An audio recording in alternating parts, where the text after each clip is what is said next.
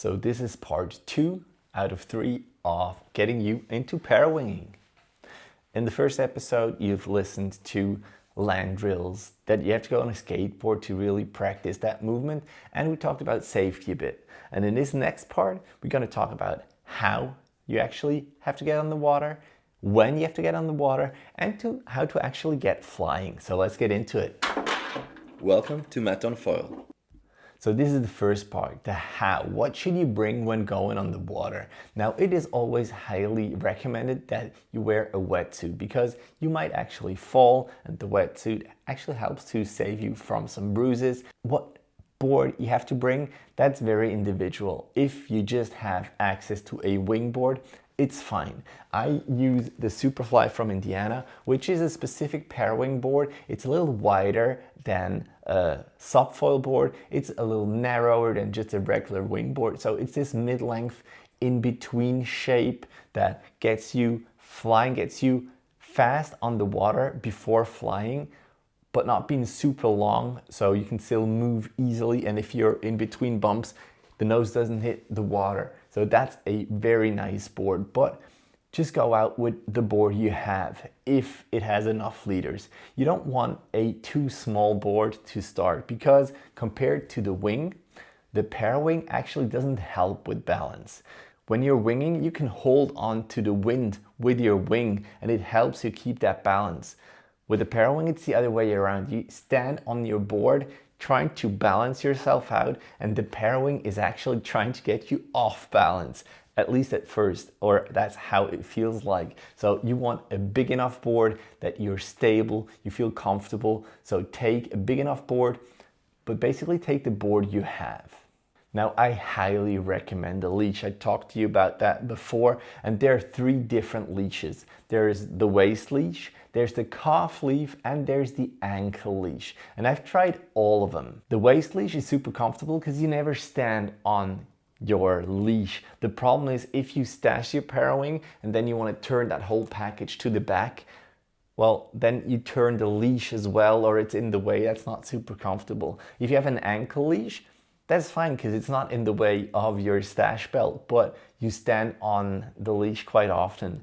And the calf leaf, I think, is really the perfect in-between thing.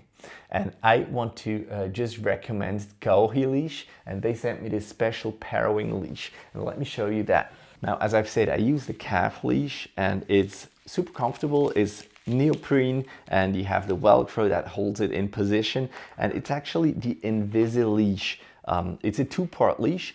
Part A is a coiled leash and part 2 is a elastic within a Dyneema. And what is special about this leash is that you have this Lycra cover over the coils, because if you're parawinging, and we're gonna come to that later on, eventually you're gonna tangle yourself. You're gonna get tangled, and if you have a coiled leash, yes, your bridles are gonna be tangled with the coils. But if you have this Lycra over the coils, then there's a chance, well, it gets less tangled basically. And this one, it worked super well. I fell in a bunch of times and the board was going one way, I was going the other way, but it actually came back due to the leash and not too fast. If you have a too short leash and you fall, then your board comes flying back super fast. So that's a very, very nice leash. Link to this leash in description if you're interested. And for me, the calf leash is the way to go. Now, as I've said in the first part, take the parawing you can. If you just have access to one parawing, it is the perfect parawing. What is important though is the size. There are parawings with better low end, parawings with not as good as a low end, and parawings with a good high end, meaning that it can cope very well if the wind gets stronger. What I used lately was the hybrid parawing, which actually is a super compromise, and the top end, so the big winds, this one copes very well. It stays super stable. I like it a lot. But that being said, it is always good to have a smaller parawing and then also to bring a bigger parawing, because you never know when the wind might drop. And it's not with a wind wing where you can pump as hard and get more power out of the parawing. The wind range is really smaller with these parawings, so you want to bring a smaller and a bigger Parawing. For me, I'm 73 kilograms, put on the wetsuit, which is wet. The board is a 74-liter board, and with 20 knots, I would take a 4-ish meter Parawing, something like that. This one, the hybrid, I can use up to 30 knots or even more. If it gets to 35, then I'm happy with a 2.5 or even 2.2 Parawing.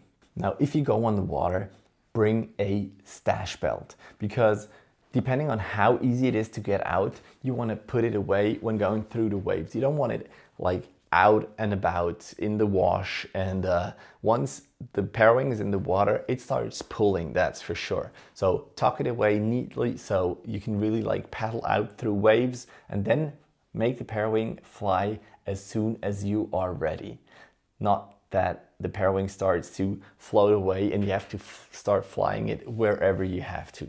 Now, the ultimate goal is downwinding or surfing the waves with the Parawing, right? That's why you do it. But I highly recommend go out in your first session in the flat. Like, if you have the possibility to go out in the flat, do it.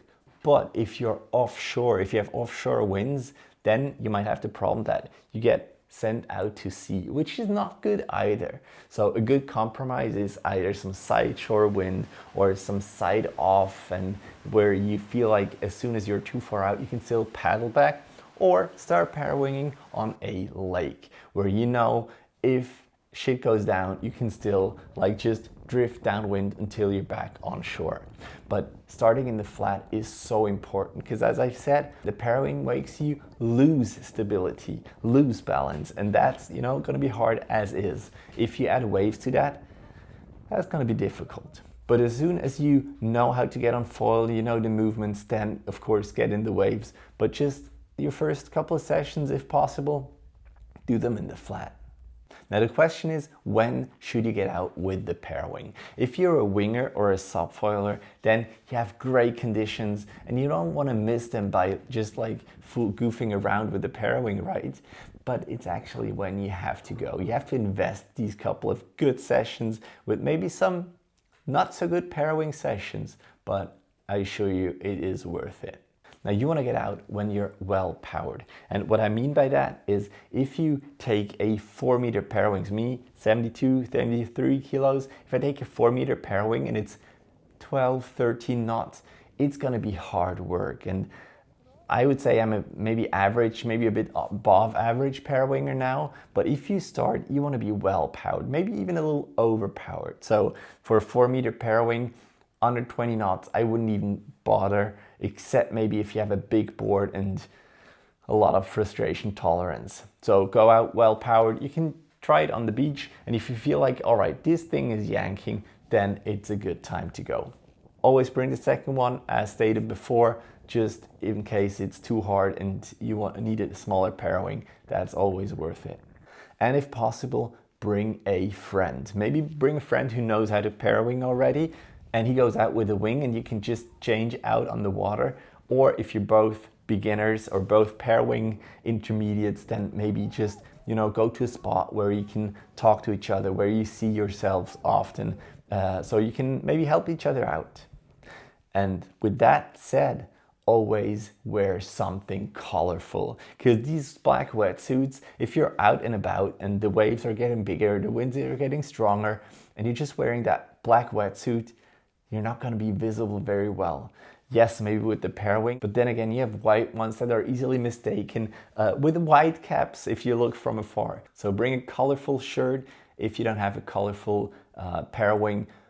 And if you lose the parawing, you still want to be super colorful so people can see you. All right, so now you know when to go in the water, what to bring, what to wear. Now, how to actually get on foil. There's certainly different techniques to get on foil, but here is mine. All right, so what I want to do is hold my parawing on the front of the bar so I don't have a lot of pressure. I steer with my legs basically, and then I put my hand on the board, put my feet and my knees on the board, switch hands, and then if I have some power, put my front foot up, my back foot, and then point downwards a bit, and I'm flying. With that much wind, it's really no problem getting up on foil. Okay, so let's say we've waited for a little gust, we were tired. We're gonna take the Parawing back on the front handle and just wait for it to come up. Maybe you pull just a little bit so it gets out of the water, and once you're up, once the Parawing is up, you steer your board around with your feet about 90 degrees to the wind and point your Parawing towards the way you want to go. I always take my Parawing in the leeward hand and take my windward hand and put it on the board in front of me. Like that, I have the possibility to stand up. I put my hand on front of the board and then tilt forwards and bring my feet back onto the board like this. And then I'm on my knees. Now, as my feet are out of the water, I'm already starting to move. So what I then do, with or without the hand, take the windward foot, the front foot on the board, still staying on my knees and on my foot in the back here. And then when I feel comfortable, whoop, I get up and hold the Parawing with both hands. Try to stay low on the knees, try to find that balance. And just taxi. Hold it in front of the lines, towards the back if you need to steer. As soon as you feel there's a little bit of wind, you point your nose of the board downwind. Just a little bit, a little over 90 degrees, depending on the Parawing as well. But there's no wind whatsoever here, so I'm just gonna wait a bit. Usually you taxi just a little bit against the wind, so a little less than 90 degrees. Like that, you don't take wind out of the Parawing. And as soon as you feel there's a little bit of wind coming, you go with both hands on the bar and point your nose just a little bit downwards. So 90 degrees or maybe a little bit more, maybe 100, 110. Then you pull the Parawing back with your left hand just a little bit and start to make some smooth rhythmic movements so you feel where the Parawing is, where the power zone is. And basically you do that until you feel like there's a little bit of pressure in the Parawing. There's nothing here, so I'm just gonna go back in taxiing, going back upwind a bit, but I see a little bit of puff coming there. And as soon as I feel that in my hands, I'm gonna point downwards. All right, the wind is here any second now. I can almost feel it in the Parawing. As soon as I feel it, I sheet in a little bit. The wind goes back down in the wind window and I start to pull a little bit and I start using my legs. Legs are super important. Don't forget that balance. Legs are super important, and you start to just rock a little bit. And when you feel like, all right, I have it, you point back upwards against the wind because you don't want to outrun your Parawing, and then you go back and you're on foil. And you know foiling, right? As soon as you're on that foil, it feels super stable. Like, this is easier than when you are on the board and not on foil. I highly recommend harness. That makes it, again, very stable, so you're not being yanked on your arms but on your ass, and that's usually the heaviest part of our body, not just of the one of your mom. Sorry about that. Now what you can see here with the harness, I can sheet in with a wind wing. Power, power, and it accelerates a lot. So congratulations, you are able to get on foil now, which is amazing. But you know, at some point you're gonna have to turn.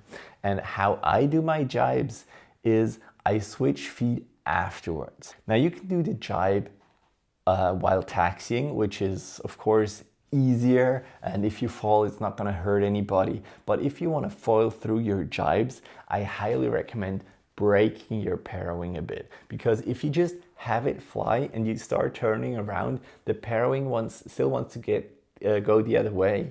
If you're just gonna start going downwind, then you take air out of the Parawing. Your apparent wind when going downwind is going to take away from the actual wind, and you're going to have less power in the Parawing, which makes it harder to steer. If you break your Parawing a little bit, like grab the end of the bar and break it like that, you have more control in turning it around. Well, that's been it for part 2. In the next part, you're going to learn about collapsing, stashing the Parawing, and surfing your wind bumps, which I have to say, it is the best. So make sure to subscribe, maybe like the episode if you liked it, and stay tuned for the next one.